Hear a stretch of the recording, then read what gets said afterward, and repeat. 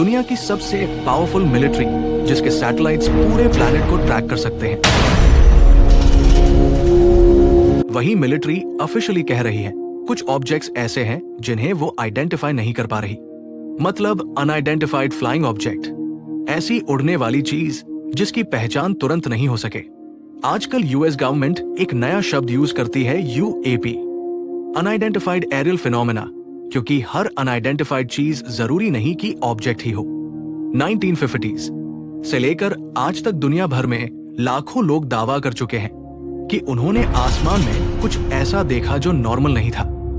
कोई कहता है फ्लाइंग सॉसर उड़न तश्तरी, कोई कहता है एलियन स्पेसक्राफ्ट और कोई इसे सीक्रेट मिलिट्री टेक्नोलॉजी मानता है।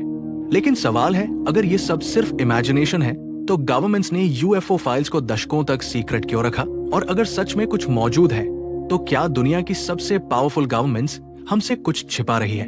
क्योंकि अभी अभी अमेरिका में जो हुआ है उसने इस डिबेट को फिर से जिंदा कर दिया है। ट्रंप एडमिनिस्ट्रेशन ने hundreds of UFO files, military videos, images और क्लासिफाइड डॉक्यूमेंट्स पब्लिक किए हैं। एफबीआई डॉक्यूमेंट्स के मुताबिक 1960s में कई आई विटनेसेस ने दावा किया कि उन्होंने यूएफओस देखे, लेकिन शॉकिंग हिस्सा सिर्फ यूएफओ नहीं था। कुछ रिपोर्ट्स में यहां तक दावा किया गया कि उन ऑब्जेक्ट से छोटी मिस्टीरियस क्रीचर्स बाहर निकलती दिखी। आई विटनेस के हिसाब से उनकी हाइट करीब 3.5 से 4 फीट थी और उन्होंने स्पेस सूट जैसे कपड़े पहने थे। अब सुनने में ये किसी हॉलीवुड मूवी जैसा लगता है। इंटरनेट पर लोग दो हिस्सों में बंट चुके हैं। एक तरफ वो लोग हैं जो मानते हैं शायद पहली बार सरकार सच बताने लगी है, और दूसरी तरफ वो लोग हैं जो कहते हैं नहीं, ये बस मिलिट्री टेस्ट्स, साइंस और इंटरनेट कंस्पिरेसीज का खेल है। लेकिन सच्चाई शायद इससे भी ज्यादा इंटरेस्टिंग है, क्योंकि यूएफओ मिस्ट्री सिर्फ एलियंस की कहानी नहीं है। ये कहानी है ह्यूमन साइकोलॉजी की, गवर्नमेंट सीक्रेसी की और उस क्यूरियोसिटी की जो इंसान को अननोन चीजों के पीछे भागने पर मजबूर करती है। यूएफओ मिस्ट्री आखिर शुरू कैसे हुई? असल में यूएफओ घटना कोई नई चीज नहीं है। 1947 अमेरिका में एक बिजनेसमैन केनेथ आर्नल्ड ने दावा किया कि उसने आसमान में तेजी से उड़ती हुई डिस्क शेप्ड ऑब्जेक्ट्स देखी और यहीं से फ्लाइंग सॉसर शब्द फेमस हो गया। सेकेंड वर्ल्ड वॉर खत्म हो चुका था। दुनिया अब दो हिस्सों में बंट चुकी थी, अमेरिका और Soviet union. Cold war officially शुरू हो चुका था और इस नई लड़ाई में सबसे इंपॉर्टेंट चीज थी टेक्नोलॉजी सुपीरियोरिटी।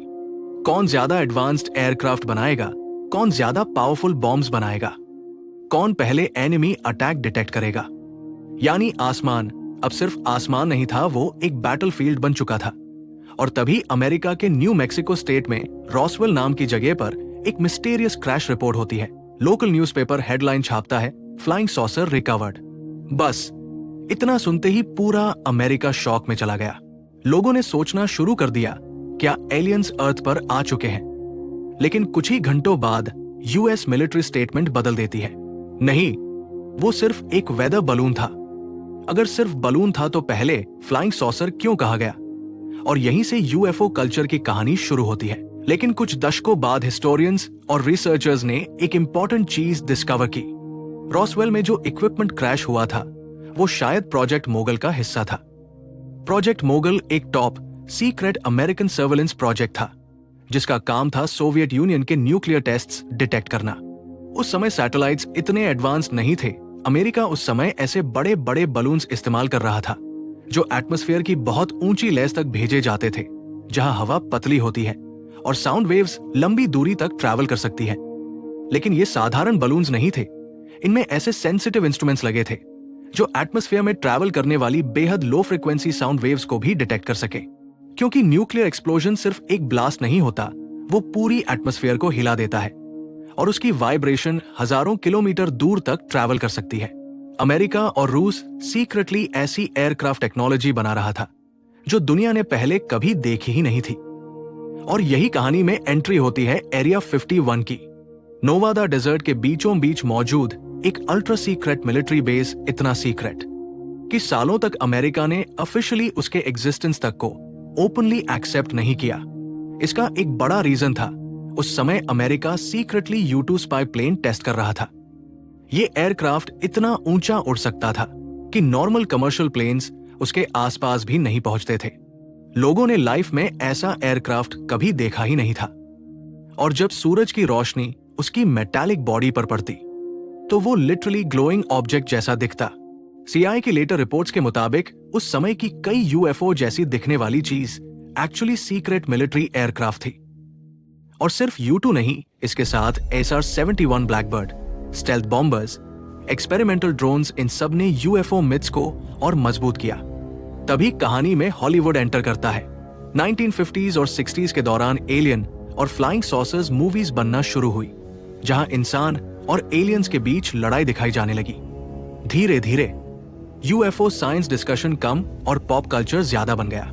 अब इमेजिन करो, अगर कोई इंसान बचपन से मूवीज में उड़न तश्तरी देखता है, तो जब वो आसमान में कोई अनएक्सप्लेन्ड लाइट देखेगा, उसका ब्रेन ऑटोमेटिक उसी डायरेक्शन में सोचेगा। और यही साइकोलॉजी यूएफओ कल्चर को और पावरफुल बनाती गई। लेकिन कुछ यूएफओ केसेस ऐसे थे जो एक्सपर्ट्स को आज भी कंफ्यूज करते हैं। सबसे फेमस केसेस में से एक था यूएसएस निमित्ज एनकाउंटर। 2004 में यूएस नेवी पायलट्स ने पैसिफिक ओशन के ऊपर एक स्ट्रेंज ऑब्जेक्ट ट्रैक किया। पायलट्स के मुताबिक ऑब्जेक्ट अचानक डायरेक्शन बदल रहा था, अनयूजुअल मूवमेंट कर रहा था और रडार पर भी डिटेक्ट हुआ। कुछ लोगों ने उसे टिक टैक यूएफओ कहा। अगर सिर्फ किसी एक इंसान ने देखा होता तो उसे अफवाह कहा जा सकता था। लेकिन यहां trained military pilots, advanced radar systems, multiple observations सब इन्वॉल्व थे। इसी वजह से ये केस इतना फेमस हुआ कि धीरे धीरे लीक वीडियोस सामने आने लगे। ऑब्जेक्ट्स लगभग 80,000 फीट ऊंचाई से अचानक सी लेवल के करीब आते दिख रहे थे।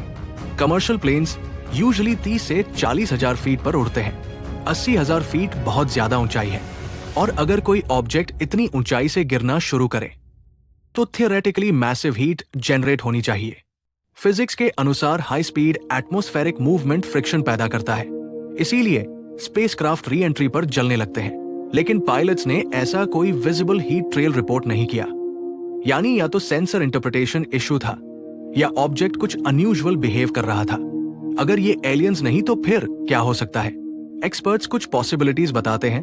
एटमॉस्फेरिक रिफ्रैक्शन, कभी कभी टेम्परेचर लेयर स्लाइड को बेंड कर देती है, जिससे डिस्टेंट ऑब्जेक्ट्स हवा में फ्लोटिंग दिख सकते हैं, जिसे मिराज इफेक्ट बोलते हैं। इसी तरह रडार सिस्टम्स भी परफेक्ट नहीं होते, वो रेडियो वेव्स भेजता है।